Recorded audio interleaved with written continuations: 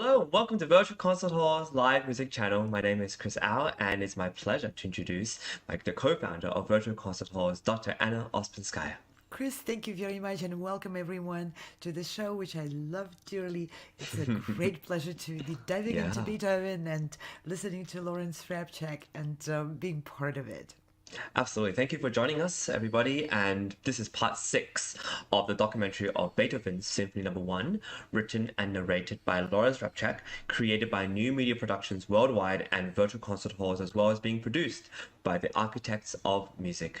That's a lot of collaboration. And I have a key word. It's a lot of people with different paths, different ideas, different views who could be just bumping heads at each other. But there's something which is very cohesive about everyone participating in those projects. And that's a passion, a desire.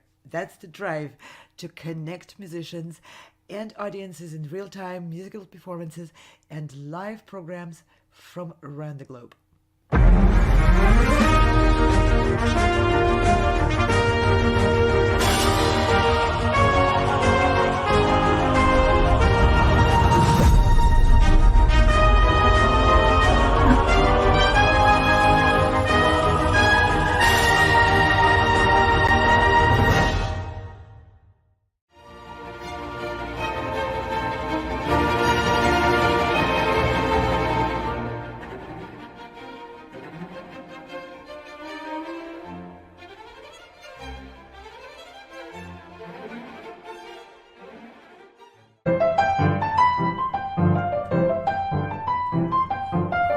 It's just, I can barely keep up with this. And it's amazing, all these jarring, irregular elements. Melody, harmony, rhythm, the breakneck speed at which they all happen. They're disruptive, they're disorienting, almost chaotic. Yet Beethoven organizes it all with supreme skill and architectural logic. This is just a totally new way of writing music, which requires a new way of listening. It was impossible in 1800 for the human ear to follow and make sense of this lightning-quick, volatile music. Here it is again.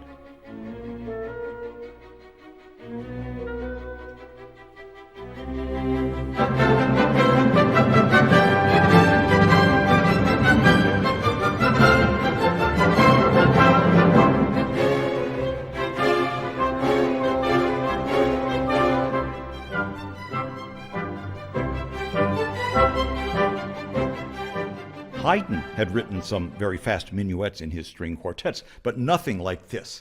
And as an actual minuet to be danced, you'd have a major collapse on the palace ballroom floor, I think. I hate when that happens.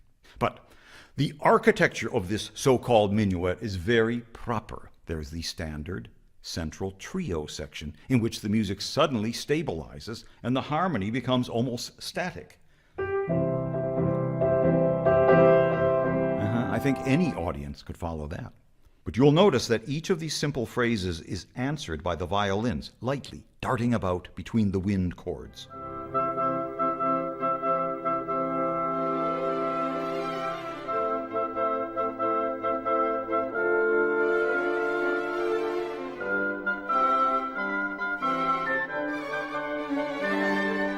And you heard that little hitch in the rhythm with the violins. A type of rhythmic syncopation, which we'll deal with in the finale. But we do stay comfortably in C major for this trio, including a big build-up on that same major triad and rhythm, with the instruments gradually adding in like a very quick Mannheim crescendo, which we discussed in Mozart. And this leads to a literal repeat of this crazy minuet proper, as was the custom. So why did Beethoven call this a minuet when he was actually rocking the musical world with the first ever symphonic scherzo? No one knows. It's just one of those things. In any case, here is the entire third movement, the world's fastest minuet, and I'll call it out as we go. We start in C major and rise to G major. Now, new key, new rhythm, new dynamics. All very disorienting in 1800. Now moving to D flat major. And for a moment, it's very sweet. Now it begins to rise chromatically, very mysterioso. And it's back in C major. And here's those Neapolitan harmonies. Hang on. Where's the downbeat here? In the violins. And now we'll repeat.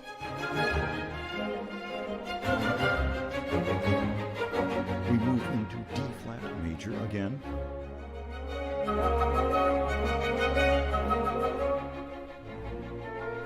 Now it's rising. An astounding harmonic progression here. Back to C major. And it's extended now. Now those Neapolitan harmonies. Where's the downbeat in the violins? Oh, who cares? Just enjoy it. Now the trio, the woodwinds, and the whirlwind violins. At least there's some stability here, huh? Harmony, phrases. Here's that little hitch in the violins. It repeats. Violins, woodwinds, violins. Here it is again. Now on the dominant chord in the violins, we sort of fragment. The violins take over, and here's that quick Mannheim crescendo.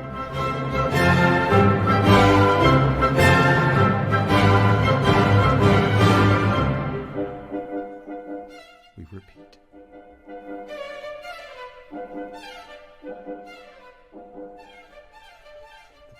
Begin again. Here's that big crescendo into C major. And the rhythm again. Now we repeat the scherzo from the top.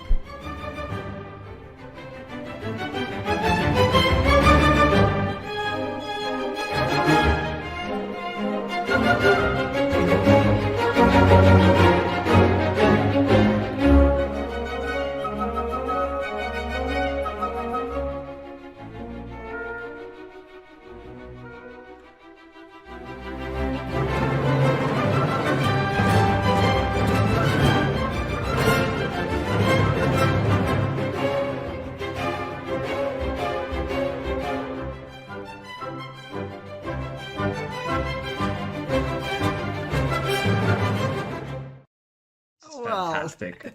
This movement is a riot. It really is. It really is. And I think Larry really enjoys it. I think one of my favorite things in music he does. And he just says, oh, who cares? Just enjoy it. And there's the way that he adds so much flair to it, which I really, really love.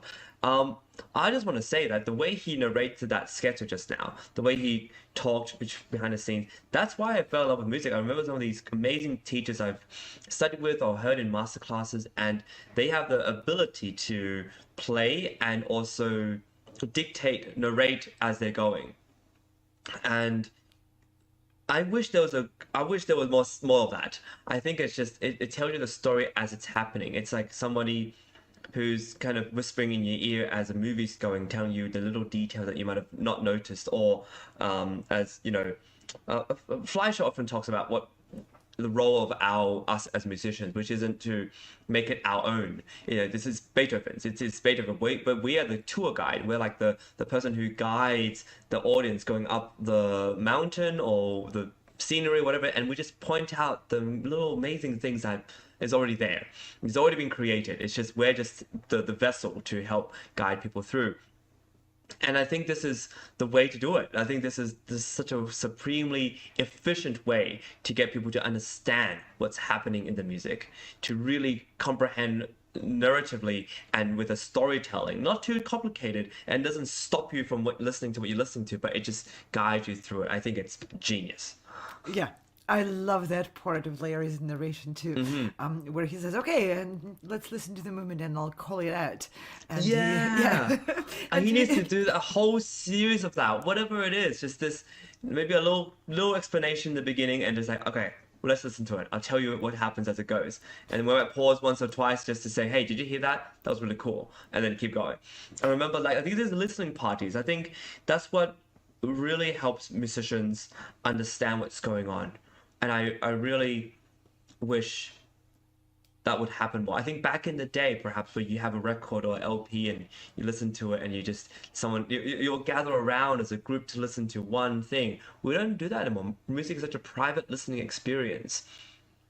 And even maybe we need to start doing more of it. And with the virtual concert halls platform and all the tools we gathered, it's quite possible to start doing this because, especially, it's being led on that journey like by someone like Larry Rapchak. Yeah. That's a really enjoyable experience. It's almost like, okay, we get a racing car and we get a real professional race driver and hop in hang on to that car. Yeah, and we get to watch how he drives it or what he does there. And like that turn there, see that's a really tricky one. Don't go there. You're gonna go this way. This racing line is way better. Or in any analogy. And by the way, there was a deer there. Did you see it? Yes. Exactly. Don't run into that one. You have a very expensive view at the end. But I think that's it. I think that's what is going to really revolutionize the way we understand and the audience understands music. Yeah, absolutely. Because there is a story, and that story can be mysterious unless you unveil that smoke screen or just open it up, and then it becomes not mysterious but very fun story.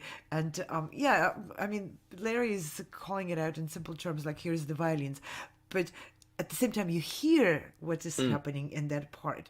And that really is a huge fuel for imagination. It's way better than someone pointing at the score and saying, this is the Mannheim crescendo. When you experience the Mannheim crescendo, you're not going to forget that it's a Mannheim crescendo. It's always going to be associated. But if I point it out, show you how he writes it, it's not quite the same.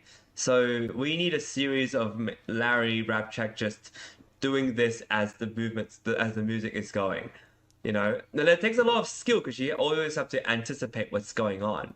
Yeah, like a driver, you need to anticipate those turns and all of that. And he is a fabulous writer of it.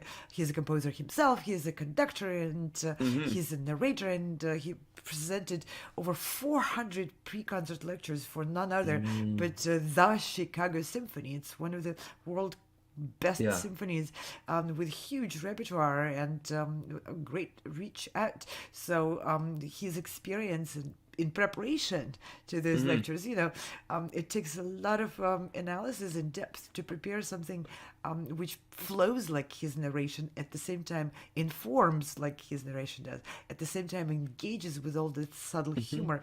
It's incredible. Yeah.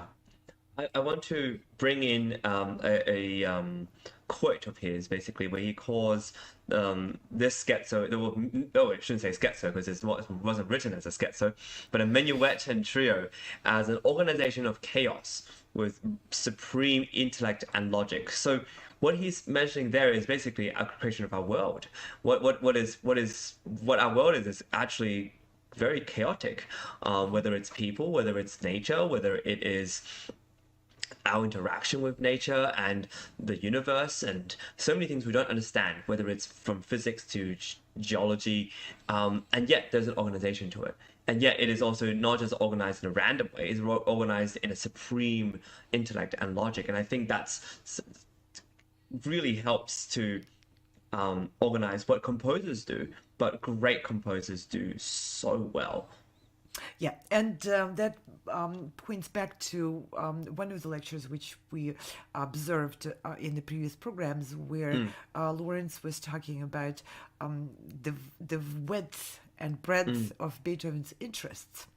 And this is basically dismantling bias about many composers, Beethoven and others, that to be an excellent composer, one needs to just keep writing and writing and writing. Right. There's so much more goes into that, and to have that ability to create music of that grand scope and so much variety.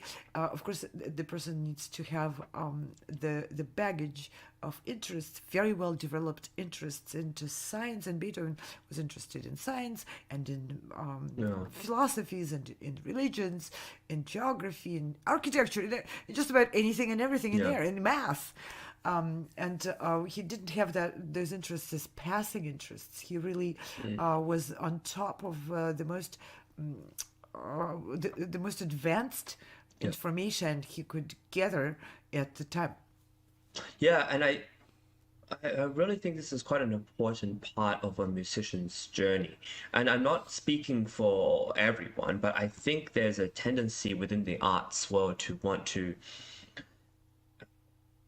destroy or get away, like, do away with the past, to look at tradition and to, you know, look down on it and say, "No, we don't need this," or to conversely look in the present and ignore what's happening with technology, what's happening within our world, within the pain of people that are suffering, or to not know what else is going on within the science world, within the world of mathematics and physics, as well as in politics and in our social economic environment. And I think the way that I think is most inspiring is to look at people like Beethoven, Haydn, who was a Schumann, who was very much a part of the world, who respected culture and the traditions. And you look at people like Mendelssohn, who dug up scores of Bach and re-examined and just revolutionized our understanding of Bach for the rest of, eternity, basically. And that's really crucial. The fact that we need the past to help educate, and then people in the past are not as stupid or ignorant as we think they are. That there's a lot of this idea that, people in the past, they don't know anything. We have modern science and modern technology now, so who cares about what they had to say or what they had to write? And I think it's a danger, I think, within artistics and creatives to do away with that, because it is through that's how the great stuff got written. And, Absolutely. Obviously Beethoven looked at the minuet and said, "I can do better. I can try something different." But he still learned as much as he could from the way minuets were written or symphonic written. And another quote is, there's a lot of chaos happening, but it's still within the logic and the structure of the minuet and trio. He doesn't dismiss the structure of the logic of it. He understands why it works, that you're expecting A, B, A. Within the A, you're expecting so-and-so little things. And within the B is something very different, but still has some kind of character of the A section. But within this logic and structure, there is this chaos that we're completely unaware of what's going to happen next. And I think that's the brilliance of making sure we respect the past and still innovate. Absolutely. And I found these are two different sides of the same coin. Lack of respect for the past, or I would say for the people of the past and their creations, strangely enough, oftentimes comes with a lack of attention and lack of respect for the present and innovation going into the future. So, there's a difference between respect and learning from the past and worshiping the past and hoping and wishing for the present to turn into the past. There's a big difference between those two. But the truth of the matter is, you and I are not any smarter than Beethoven was, and he lived the entire 200 years before, and he didn't have a computer. So how could he possibly look at the way match? J.S. Bach's able to write 7-part fugues, and you're telling me that I'm smarter? Just because I was born later on the timeline, which, by the way, no one has ever proven exists. Yeah. We invented it just to keep up with our appointments to the doctor and the vet, so and the class schedule. Yeah, absolutely. But really, yeah, and the same goes for the innovation in the fields which are maybe not immediately related to the music, like technology. Well, what does it have to do with composing? A lot, if you dig a little past the surface. Learning from the best of the past, the best people from the past, we will learn that their interests reached far beyond just doing their thing or focusing on one thing. They were focused on one big thing, which is the entire life. Yeah. So when you're introducing, students or anybody to music, it's difficult because you have so much of the history. Let's say somebody is not familiar with classical music, and you say, okay, well, let's talk about it. But there's Baroque and Renaissance. There's early classical, and then there's Beethoven classical, and then there's Schubert, quote unquote, classical. And then you have the Romantic. You have the symphonies of Mendelssohn, Schumann, which is sort of earlier Romantic. And then you have Brahms symphonies, and then you have the later Romantics. And then you have the French, and then you have the Spanish, and then you have all these people, and then the Russian symphonies and their works. And so it's not immediately obvious what you start them. And of course, that's not even the end of story. Then there's the jazz influences. Then there's modern, the degradation of tonality, and so what happened out of the second Viennese school, and now a modern era of Philip Glass, Steve Reich, John Adams, John Crigliano, and all these explorations of that too. And all the ethnic classics. You throw those in the mix, and it becomes organized chaos.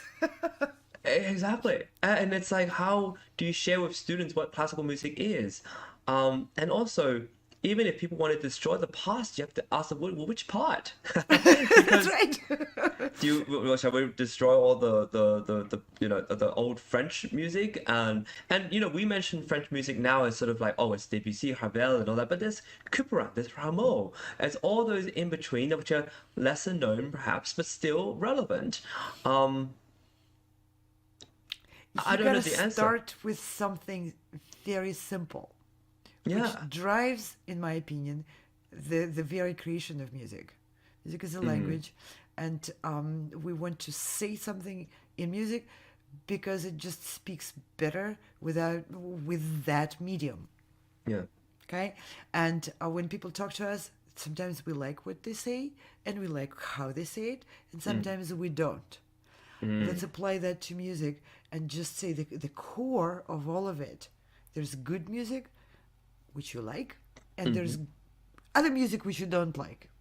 Start with that, and don't dismiss your intuitive gut feeling. Yeah. Well, I really like this music, and someone says, well, that's not very good music. Well, if someone says that, ask them, what's better? What do you think is better?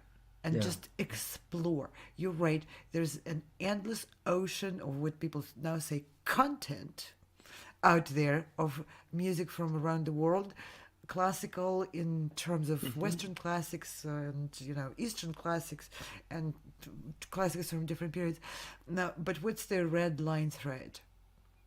If it gives joy, if it challenges us emotionally and intellectually, and if it engages us, that's good music.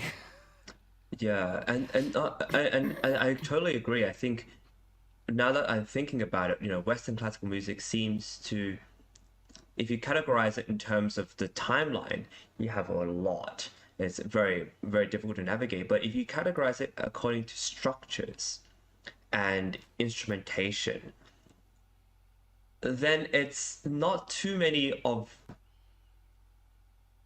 there's sonata form, which has been used for so many, there's symphonic sonata-ish form, there's the minuet and trio, the ABA, there's fugues and theme and variations, and then just sort of prelude one works, it's that's really a lot smaller than going through the whole age and discovering what it is.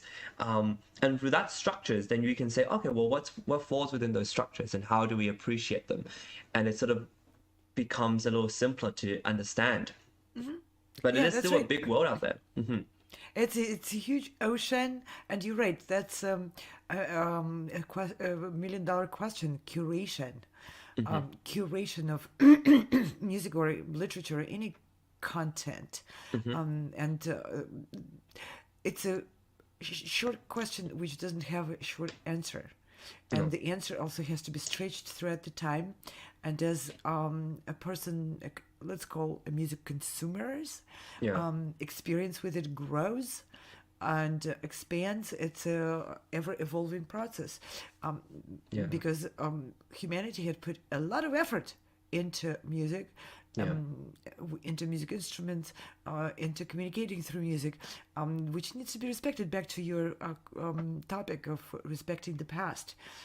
If you give the respect that there's a reason why there's so much music been created in the human history. And what is that reason? Then you start the journey into exploring, let's say, Western classics with an open mind to find something, some golden nuggets for your own life, for your own creativity.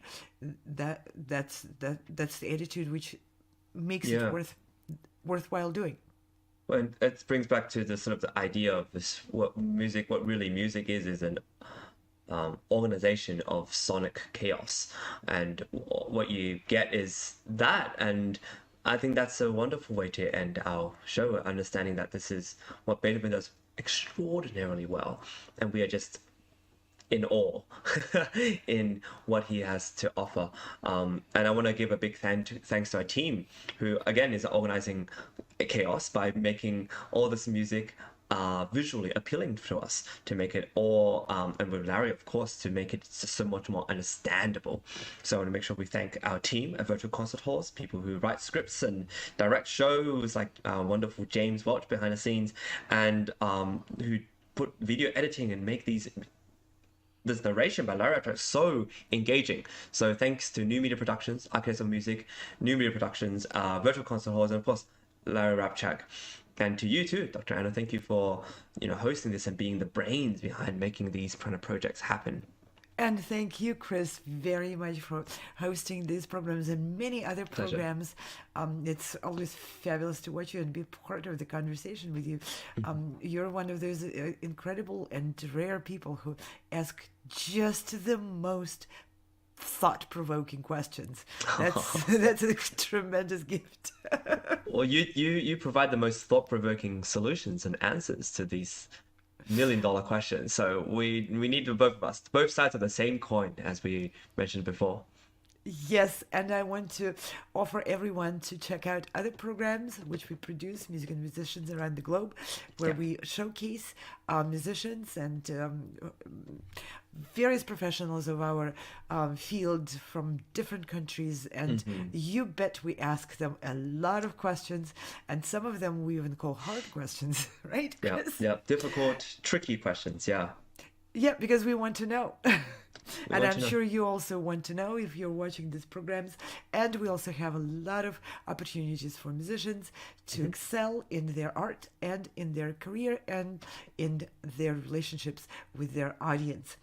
And with that, we're going to sign off for today. And I'm still looking forward for more programs with you, Chris. Thank you, James Welch, for being our director. Yes, thank you so much. We'll see you next time for part 7 of our Beethoven First documentary series. Bye now. No matter where you are or who you are, music connects us all. We started with a dream, but now we are paving the future. Welcome to the Sound Expressiva Global Competition. Fully virtual, yet bringing musicians closer together than ever before, now on a global scale. True live, inclusivity, diversity, connection, community, an extraordinary array of judges. Get noticed by companies all over the world. Prizes, scholarships, performance opportunities. Apply to be a part of the most exciting congregation of artists like nothing you've ever seen before. We guarantee quality and leave no musician behind. We can't wait to hear you on the virtual stage.